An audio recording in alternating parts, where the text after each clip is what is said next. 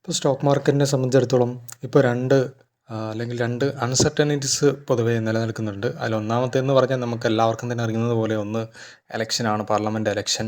അതുപോലെ തന്നെ ഇപ്പോൾ നമുക്ക് പുതിയതായിട്ടൊരു അൺസർട്ടനിറ്റീസും കൂടെ കടന്നു വന്നിട്ടുണ്ട്. അതായത് ഇപ്പോൾ ഇറാനും ഇസ്രായേലും തമ്മിലുള്ള അതിൻ്റെ ന്യൂസും കാര്യങ്ങളൊക്കെ. അപ്പോൾ മാർക്കറ്റ് ജസ്റ്റ് ഒന്ന് ഒരു 3% ഫാള്. അപ്പോൾ ഓൾ ടൈം ഹൈ എന്ന് നോക്കുന്ന സമയത്ത് ഒരു 3% അല്ലെങ്കിൽ 3% മുകളിലൊരു ഫാൾ ഇവിടെ തന്നിട്ടുണ്ട്. അപ്പോൾ ഞാൻ ബേസിക്കലി മാർക്കറ്റിൻ്റെ പുതിയ ട്രെൻഡ് എങ്ങോട്ടാണ്, അല്ലെങ്കിൽ മാർക്കറ്റിന് എങ്ങോട്ടാണ് മൂവ് ചെയ്യുന്നത്, ജസ്റ്റ് നമ്മൾ പാസ്റ്റ് പ്രൈസ് ആക്ഷനും അതുപോലെ തന്നെ കുറച്ച് ഡാറ്റാസൊക്കെ അനലൈസ് ചെയ്തിട്ടാണ് നമ്മൾ ഫ്യൂച്ചർ ട്രെൻഡ് അല്ലെങ്കിൽ ഇനി എങ്ങോട്ടാണ് മാർക്കറ്റിൻ്റെ മൂവ്മെൻറ്റ്സ് എന്ന് നമ്മൾ മനസ്സിലാക്കാനായിട്ട് പോകുന്നത്. അപ്പോൾ ആദ്യം തന്നെ നമ്മുടെ നിഫ്റ്റി ചാർട്ടാണ് ഞാനിപ്പോൾ എടുത്തിട്ട് വെച്ചിട്ടുള്ളത്. അപ്പോൾ നിഫ്റ്റീനെ സംബന്ധിച്ചിടത്തോളം നമുക്കറിയാം, നമുക്കൊന്ന് മന്ത്ലി ചാർട്ടിലോട്ടൊന്ന് പോയിട്ട് വരാം.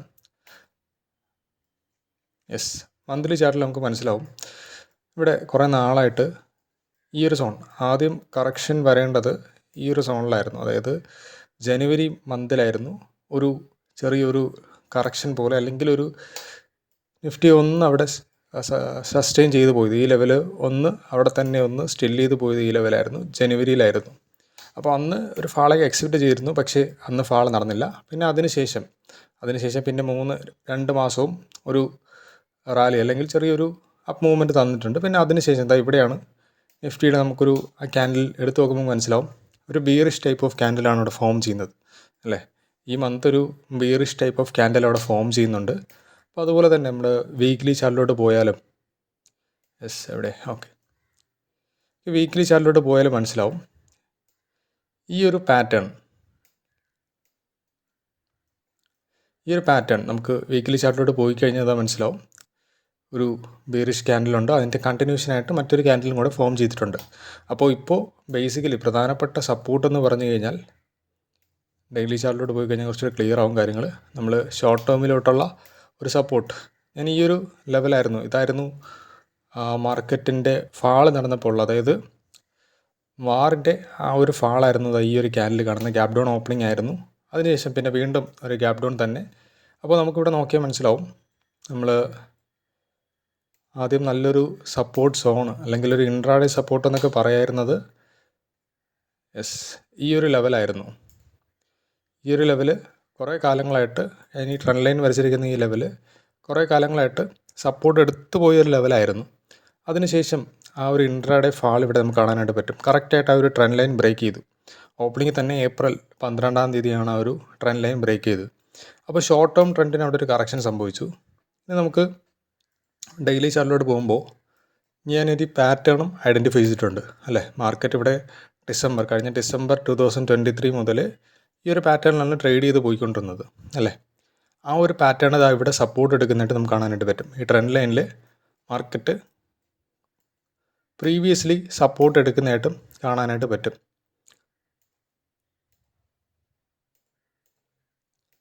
അതുപോലെ തന്നെ ഇവിടെ ഒരു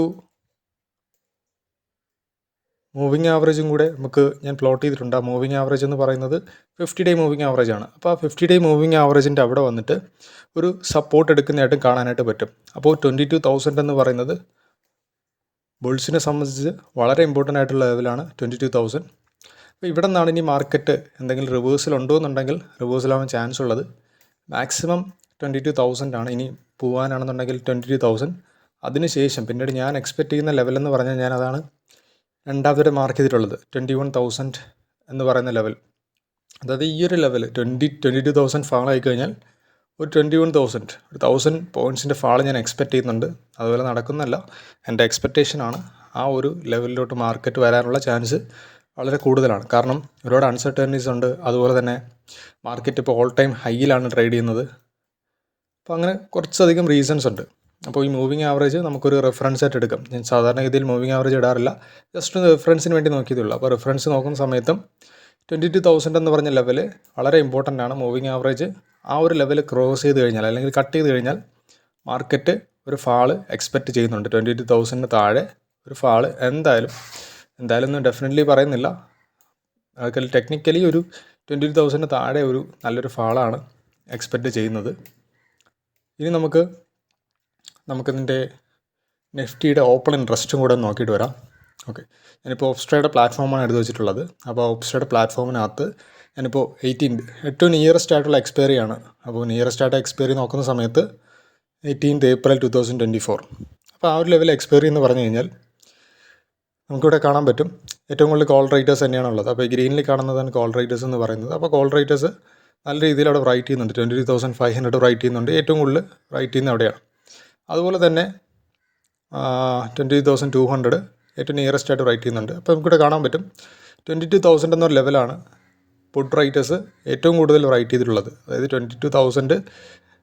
20,000 വന്നിട്ട് റിവേഴ്സ് ആവാനാണ് ബുൾസ് അവിടെ എക്സ്പെക്റ്റ് ചെയ്യുന്നത്. അപ്പോൾ 22,000 ലെവലിൽ വന്നിട്ട് ഒരു റിവേഴ്സൽ എക്സ്പെക്റ്റ് ചെയ്യുന്നുണ്ട്. അതായത് 22,000 ഫാളായി കഴിഞ്ഞാൽ പിന്നീട് നമ്മളിവിടെ പുട്ട് റൈറ്റ് ചെയ്തവരൊക്കെ വീണ്ടും അവർ റോൾ ചെയ്ത് അടുത്ത സ്ട്രൈക്ക് പ്രൈസിലോട്ട് പോകും. അപ്പോൾ നമുക്ക് ഇത് മാത്രം വിശ്വസിച്ച് 20,000 സപ്പോർട്ട് എന്തായാലും എടുക്കുമെന്ന് വിശ്വസിച്ച് പോകാനായിട്ട് പറ്റത്തില്ല. അപ്പോൾ പുട്ട് റൈറ്റ് ചെയ്തവർ അവർ അടുത്ത റോൾ ചെയ്ത് അടുത്ത അതിന് താഴെയുള്ള സ്ട്രൈക്ക് പ്രൈസിലോട്ട് പോകും. അപ്പോൾ ഇപ്പോൾ ഈ ഒരു എക്സ്പയറിയിൽ 22,000 ആണ് ഒരു ലെവലായിട്ട് കാണുന്നത്. അടുത്ത എക്സ്പയറി നോക്കുന്ന സമയത്തും 25th April എടുക്കുന്ന സമയത്തും 22,000 എന്ന് പറയുന്നത് വളരെ ഇമ്പോർട്ടൻ്റ് ആയിട്ട് ലെവലാണെന്ന് കാണാൻ പറ്റും. അടുത്ത എക്സ്പയറിക്കും 22,000 നല്ല രീതിയിൽ റൈറ്റ് ചെയ്തിട്ടുണ്ട്. പുട്ട് റൈറ്റേഴ്സ് നല്ല രീതിയിൽ റൈറ്റ് ചെയ്തിട്ടുണ്ട്. അതുപോലെ തന്നെ 23,000 നല്ലൊരു കോൾ റൈറ്റേഴ്സിൻ്റെ ഏരിയയാണ്, റെസിസ്റ്റൻസ് ആയിട്ട് ആക്ട് ചെയ്യും. ഇപ്പോൾ 22,000 നമുക്കിവിടെ ഏറ്റവും ലാസ്റ്റ് എന്താണ് മെയ്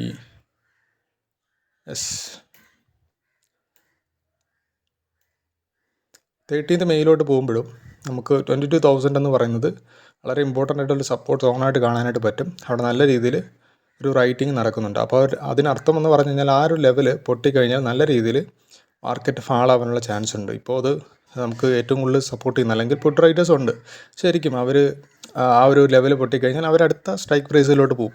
അപ്പോൾ നമുക്ക് ടെക്നിക്കലി നോക്കുന്ന സമയത്തും 22,000 വളരെ ഇമ്പോർട്ടൻ്റ് ആണ്. അതുപോലെ തന്നെ ഡാറ്റ ഓപ്പൺ ഇൻട്രസ്റ്റിൻ്റെ ഡാറ്റ കാണുമ്പോൾ നമുക്ക് മനസ്സിലാവും 22,000 എന്ന് പറഞ്ഞ ലെവൽ വളരെ ഇമ്പോർട്ടൻ്റ് ആയിട്ട് ലെവൽ. അപ്പോൾ അതുകൊണ്ട് തന്നെയാണ് ഈ ഒരു 22,000 ഇത്ര ഇമ്പോർട്ടൻ്റ് ആയിട്ട് ഞാൻ പറയുന്നത്. അപ്പോൾ 22,000 എന്ന് പറഞ്ഞ ലെവൽ ബ്രേക്ക് ചെയ്ത് കഴിഞ്ഞാൽ ഒരു ഫാള് എക്സ്പെക്റ്റ് ചെയ്യുന്നുണ്ട്.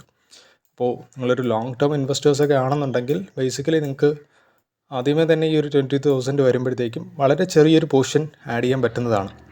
ഇനി ഒരു സ്വിംഗ് ട്രേഡർ ആണെന്നുണ്ടെങ്കിൽ ബേസിക്കലി ഇങ്ങനൊരു മാർക്കറ്റ് പോകുമ്പോൾ സ്വിംഗ് ട്രേഡർ ആണെന്നുണ്ടെങ്കിൽ പെട്ടെന്ന് എക്സിറ്റ് ചെയ്യാനുള്ള ഓപ്ഷനാണ് നോക്കേണ്ടത്. ചിലപ്പോൾ 22,000 എന്ന് പറഞ്ഞ ലെവൽ ടച്ച് ചെയ്തതിന് ശേഷം ചെറിയൊരു അപ്സൈഡ് തരാനുള്ള ചാൻസ് ഉണ്ട്, എന്നിട്ടായിരിക്കും അടുത്ത ഫാളിലോട്ട് പോകുന്നത്. അപ്പോൾ 22,000 ഇപ്പം ഏകദേശം സപ്പോർട്ട് എടുത്ത പോലെയാണ് ഫീൽ ചെയ്യുന്നത്. പക്ഷേ കുറച്ചും കൂടെ ഒരു കൺഫർമേഷൻ കിട്ടാനുണ്ട്.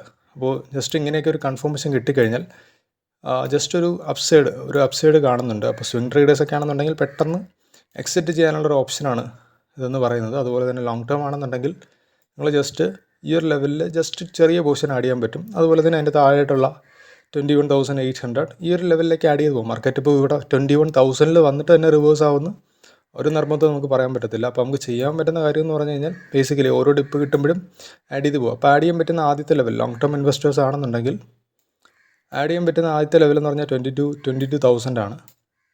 അപ്പോൾ അതിന് താഴെയാണെന്നുണ്ടെങ്കിൽ പിന്നീട് നമുക്ക് അടുത്ത സപ്പോർട്ടായിട്ടുള്ള 21,800 അതുപോലെ തന്നെ 21,000 വരെ നിങ്ങൾക്ക് ആഡ് ചെയ്യാൻ പറ്റുന്ന ലെവലാണ്. ചെറിയ പോർഷനായിട്ട് നിങ്ങൾക്ക് ആഡ് ചെയ്യാൻ പറ്റുന്ന ഓപ്ഷനാണ്. അപ്പോൾ നമ്മൾ US മാർക്കറ്റിലോട്ട് പോവുകയാണെന്നുണ്ടെങ്കിലും ഇത് S&P 500 ചാർട്ടാണ്. അപ്പോൾ ഇതിനകത്ത് പോവുകയാണെന്നുണ്ടെങ്കിൽ മൂവിങ് ആവറേജ് കട്ട് ചെയ്തിട്ടാണ് ട്രേഡ് ചെയ്യുന്നതെന്ന് മനസ്സിലാവും. ഓക്കെ, അപ്പോൾ മാർക്കറ്റ് ടോട്ടലി ഒരു ഫാളിംഗ് ആണെന്ന് മനസ്സിലായി. അതായത് ബേസിക്കലി ബിയേഴ്സിനെ സപ്പോർട്ട് ചെയ്യുന്ന ഒരു മാർക്കറ്റ് പോലെയാണ് ഫീൽ ചെയ്യുന്നത്. എനിക്ക് പേഴ്സണലി ഫീൽ ചെയ്യുന്നതാണ്. ഇനി പലർക്കും പല ഇത് കാണും. ചിലപ്പോൾ 20,000 സപ്പോർട്ട് എടുത്തിട്ട് തിരിച്ച് കയറാം. അപ്പോൾ അതൊക്കെ ഒത്തിരി കാത്തിരുന്ന് കാണേണ്ടതാണ്. പക്ഷേ ഞാൻ എക്സ്പെക്റ്റ് ചെയ്യുന്നത് ഈ ഒരു 22,000 ബ്രേക്ക് ചെയ്ത് ഒരു ഫാളാണ് ഞാൻ എക്സ്പെക്റ്റ് ചെയ്യുന്നത്. അപ്പോൾ ഒരു ലോങ് ടേം പോർട്ട്ഫോളിയോയൊക്കെ ഹോൾഡ് ചെയ്യുന്നവരാണെന്നുണ്ടെങ്കിൽ ഈ ഒരു 22,000 പുട്ട് ജസ്റ്റ് ഒന്ന് ഇൻഷുറൻസ് പോലെ അല്ലെങ്കിൽ എന്തെങ്കിലും സ്പ്രെഡ് ക്രിയേറ്റ് ചെയ്ത് ജസ്റ്റ് ഹോൾഡ് ചെയ്യാൻ പറ്റുന്നതാണ്. അപ്പോൾ റിസ്കിനനുസരിച്ച് തന്നെ ഹോൾഡ് ചെയ്യാൻ വേണ്ടി ശ്രമിക്കുക. നമുക്ക് ബാങ്ക് നിഫ്റ്റിയിലോട്ട് പോയാലും ബാങ്ക് നിഫ്റ്റിയും ഒരു സിമിലർ കൈൻഡ് ഓഫ് പാറ്റേൺ ആണ്. അപ്പോൾ ഞാൻ ഇവിടെയും മാർക്ക് ചെയ്തിട്ടുണ്ട്. ജസ്റ്റ് ഈ ഒരു സോണിൽ നല്ല രീതിയിൽ ബാങ്ക് നിഫ്റ്റി ആ ഒരു സോണിലും ട്രേഡ് ചെയ്യുന്നതായിട്ട് കാണാനായിട്ട് പറ്റും. പക്ഷേ ബാങ്ക് നിഫ്റ്റി ഈ ഒരു ട്രെൻഡ് ലൈനിൽ ടച്ച് ചെയ്തിട്ടില്ല. നിഫ്റ്റിയുടെ സംബന്ധിച്ചിടത്തോളം ആ ഒരു ട്രെൻഡ് ലൈനിലും അതുപോലെ തന്നെ സപ്പോർട്ട് സോണിലുമാണ് നിഫ്റ്റി ഉള്ളത്. ബാങ്ക് നിഫ്റ്റിനെ സംബന്ധിച്ചിടത്തോളം ഇനിയും ഉണ്ട്. പക്ഷേ ഇവിടെ നമ്മൾ മൂവിങ് ആവറേജ് നോക്കുന്ന സമയത്ത് കറക്റ്റ് മൂവിങ് ആവറേജിന് നിയറസ്റ്റ് ആയിട്ടാണ് ട്രേഡ് ചെയ്യുന്നത്. ബാങ്ക് നിഫ്റ്റിനെ സംബന്ധിച്ചും 46,000 താഴെ ബാങ്ക് നിഫ്റ്റി വരുവാണെന്നുണ്ടെങ്കിലും ഇനി ഒരു ഫാള് കാണുന്നുണ്ട്. 44,500 സോണിലോട്ട് ഒരു ഫാള് ബാങ്ക് നിഫ്റ്റിയിലും കാണാനായിട്ട് പറ്റും. അപ്പോൾ ഇത് തന്നെയാണ്. അപ്പോൾ ഓപ്പൺ ഇൻട്രസ്റ്റ് നോക്കുക. 22,000 എന്ന് പറയുന്നത് വളരെ ഇമ്പോർട്ടൻ്റ് ആയിട്ടൊരു ലെവലാണ്. അപ്പോൾ നിങ്ങൾ ബേസിക്കലി അതനുസരിച്ച് നിങ്ങൾ അനലൈസ് ചെയ്യുക, അല്ലെങ്കിൽ അതനുസരിച്ച് ട്രേഡുകൾ എടുക്കാൻ വേണ്ടി ശ്രമിക്കുക. ഇത് എൻ്റെ മാത്രം ഒരു വ്യൂ ആണ്. 22,000 വളരെ ഇമ്പോർട്ടൻ്റ് ആയിട്ടൊരു സപ്പോർട്ടായിട്ട് ആക്ട് ചെയ്യും. അത് ബ്രേക്ക് ചെയ്ത് കഴിഞ്ഞാൽ ഞാൻ നല്ലൊരു ഫാൾ എക്സ്പെക്റ്റ് ചെയ്യുന്നുണ്ട്. അറ്റ്ലീസ്റ്റ് 21,000 വരെയെങ്കിലും ഒരു ഫാൾ എക്സ്പെക്റ്റേഷൻ ഉണ്ട്.